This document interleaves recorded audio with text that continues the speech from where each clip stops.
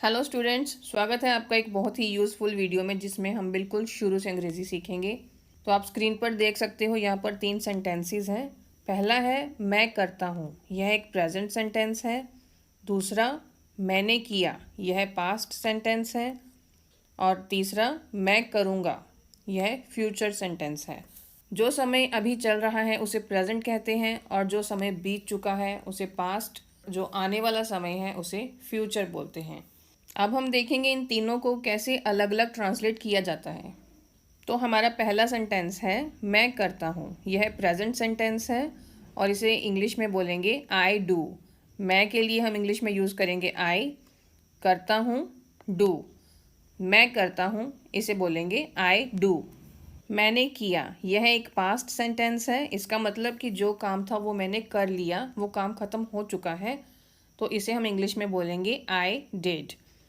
Did do की second form है, past form है। तो मैंने किया, इसे हम इंग्लिश में बोलेंगे आई डिड। मैं करूँगा, यह एक फ्यूचर सेंटेंस है। इसमें हम विल का यूज़ करेंगे। मैं के लिए हम आई का यूज़ करेंगे। करूँगा विल डू। यहाँ पर डू की फर्स्ट फॉर्म ही यूज़ करेंगे। पास्ट में हमने डिड किया था बट यहाँ पर हम डू ही यूज़ करेंगे। तो मैं करता हूँ आई डू, मैंने किया आई डिड, मैं करूँगा आई विल डू। यहाँ पर देखिए प्रेजेंट सेंटेंस और फ्यूचर सेंटेंस में वर्ब की फर्स्ट फॉर्म का यूज़ होगा डू और पास्ट में हम डिड का यूज़ करेंगे।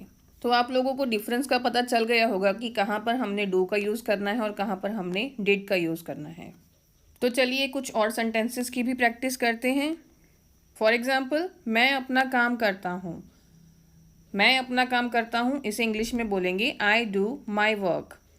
मैं के लिए हम यूज़ करेंगे आई, अपना काम माई वर्क, करता हूँ डू। मैं अपना काम करता हूँ आई डू माई वर्क, यह प्रेजेंट सेंटेंस है। I do my work. Next देखिए, मैं अपना काम नहीं करता हूँ। अब ये प्रेजेंट सेंटेंस तो है ही, साथ में यह एक नेगेटिव सेंटेंस भी है। तो इसे हम कैसे बनाएंगे? इसमें हम डू के साथ नॉट का यूज़ करेंगे, डू नॉट।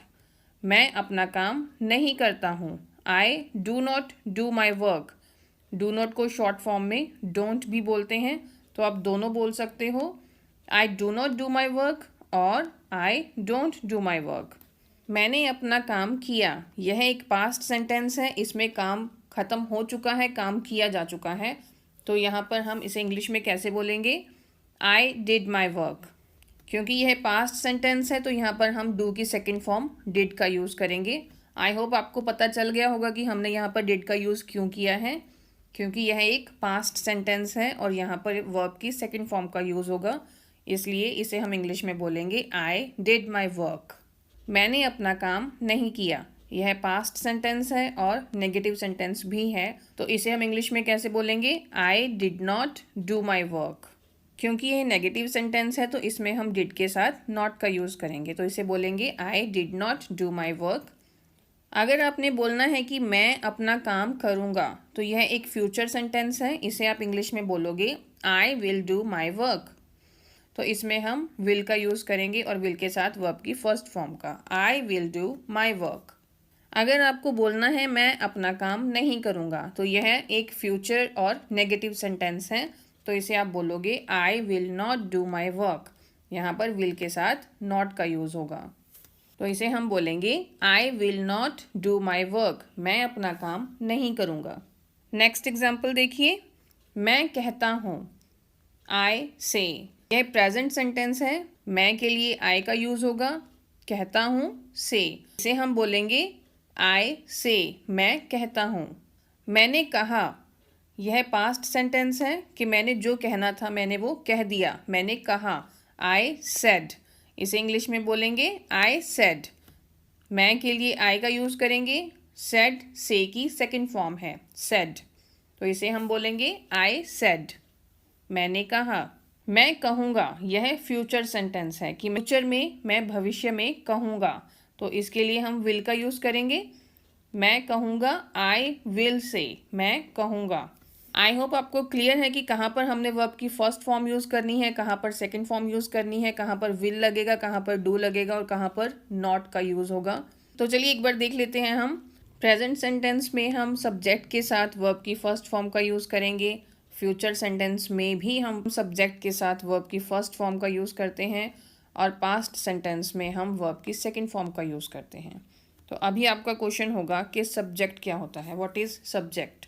तो सब्जेक्ट का मतलब होता है कर्ता। सेंटेंस में क्रिया को करने वाले को कर्ता कहते हैं, यानी कि सब्जेक्ट कहते हैं। एग्जाम्पल्स देखिए, I, we, you, they, he, she, it और नेम, किसी का भी नाम हो, ये सभी सब्जेक्ट के एग्जाम्पल्स हैं। सेंटेंस में हम सब्जेक्ट के साथ हमेशा वर्ब की फर्स्ट फॉर्म का यूज़ करेंगे अगर सेंटेंस प्रेजेंट और फ्यूचर फॉर्म में है। अगर सेंटेंस पास्ट में है तो हम सब्जेक्ट के साथ वर्ब की सेकंड फॉर्म का यूज़ करेंगे। जैसे कि मैं कहता हूँ, मैं कहता हूँ प्रेजेंट सेंटेंस है, इसमें सब्जेक्ट के साथ वर्ब की फर्स्ट फॉर्म का यूज़ किया है। मैं कहूँगा, इसमें भी आई के साथ वर्ब की फर्स्ट फॉर्म का यूज़ हुआ है। मैंने कहा, यह पास्ट सेंटेंस है, इसमें वर्ब की सेकंड फॉर्म का यूज़ किया है। एक और एग्जांपल देखिए, मैं खेलता हूँ, मैं खेलता हूँ इसे इंग्लिश में बोलेंगे आई प्ले। मैं के लिए यूज़ करेंगे आई, खेलना के लिए यूज़ करेंगे प्ले। प्ले मतलब खेलना, तो मैं खेलता हूँ आई प्ले। मैं खेला मतलब कि मैं खेल चुका हूँ, ये हम इंग्लिश में कैसे बोलेंगे, आई प्लेड। मैं के लिए आई का यूज़ करेंगे। यहाँ पर हम वर्ब की सेकंड फॉर्म का यूज़ करेंगे क्योंकि यह पास्ट सेंटेंस है और प्ले की सेकंड फॉर्म प्लेड, इसके पीछे ईडी लग गया तो इसे हम बोलेंगे आई प्लेड। मैं खेलूँगा, यह फ्यूचर सेंटेंस है और इसमें हमने विल का यूज़ किया है तो इसे हम बोलेंगे आई विल प्ले। मैं खेलूँगा, आई विल प्ले। अभी एक और सेंटेंस देखिए, मैं फुटबॉल खेलता हूँ, यह प्रेजेंट सेंटेंस है, हमने किया था मैं खेलता हूँ आई प्ले, तो इसी के साथ सिमिलर एग्जाम्पल है मैं फुटबॉल खेलता हूँ। तो मैं के लिए आई, खेलता हूँ प्ले, फुटबॉल फुटबॉल। मैं फुटबॉल खेलता हूँ I play football. Next example देखिए, मैंने फुटबॉल खेला, अब यह फिर पास्ट सेंटेंस है, फुटबॉल खेल चुका हूँ, इसके लिए हमने यहाँ पर प्ले के साथ ईडी लगाया है, वर्ब की सेकंड फॉर्म का यूज़ किया है आई प्लेड फुटबॉल। मैंने फुटबॉल खेला, आई प्लेड फुटबॉल। मैं फुटबॉल खेलूँगा, यह फ्यूचर सेंटेंस है कि मैं फुटबॉल खेलूँगा, तो इसमें हम विल का यूज़ करेंगे और वर्ब की फर्स्ट फॉर्म का यूज़ करेंगे आई विल प्ले फुटबॉल। मैं फुटबॉल खेलूँगा, आई विल प्ले फुटबॉल। एक और एग्जाम्पल देखिए, मैं जाता हूँ, मैं के लिए यूज़ करेंगे आई, जाना, गो मतलब जाना। मैं जाता हूँ आई गो। मैं गया, मुझे जहाँ जाना था मैं वहाँ चला गया, मैं गया आई वेंट। गो की सेकंड फॉर्म वेंट। मैं गया आई वेंट। मैं जाऊँगा आई विल गो।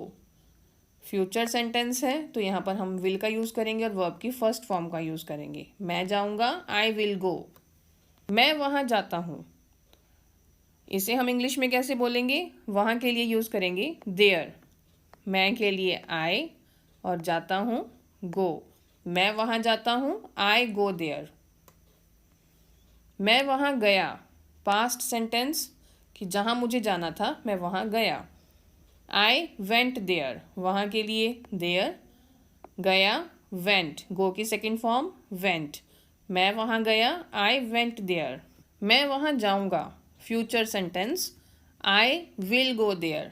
विल वर्ब की फर्स्ट फॉर्म, वहाँ के लिए देयर का यूज़ किया है, तो मैं वहाँ जाऊँगा इसे हम बोलेंगे आई विल गो देयर।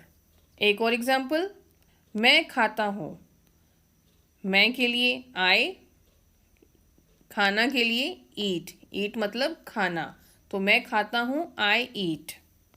मैंने खाया यानी कि मैंने खाना फिनिश कर दिया, मैंने अपना खाना ख़त्म कर लिया, मैंने खा लिया, तो आई एट। ईट की second form eight, I eight.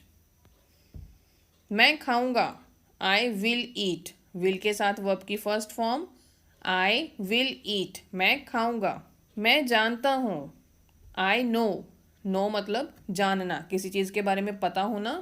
I know, मैं जानता हूँ। मैं आपको जानता हूँ, यह बड़ा कॉमन सा सेंटेंस है, हम अक्सर इसका यूज़ करते हैं कि मैं आपको जानता हूँ। ठीक है, तो मैं, आई, आपको, आपको के लिए यूज़ करेंगे यू। मैं आपको जानता हूँ, आई नो यू।